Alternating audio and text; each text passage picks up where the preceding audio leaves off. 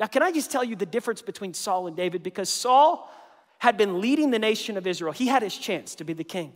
But God was looking for a man after his own heart. And he recognized that Saul's heart had started drifting. When you look at the contrast of David and Saul's heart, and you start asking yourself, why was God attracted to this King David? Why was he lifting it off of Saul and sending it towards David? Saul's heart had grown in the fear of man. It had increased in his heart. He cared so much about what people thought. David's heart had grown in the fear of God. He wanted to know the Lord. He wanted to spend time in his presence. He wasn't after the throne. He was after God's heart. And that's why God could trust him with the throne. Saul was paranoid. Who's going to steal my crown?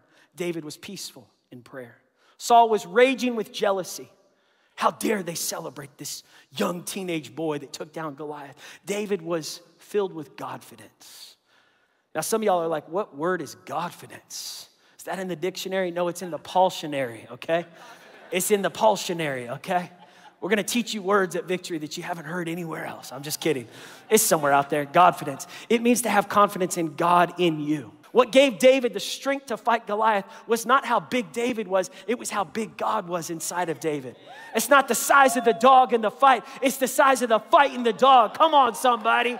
Roof, roof.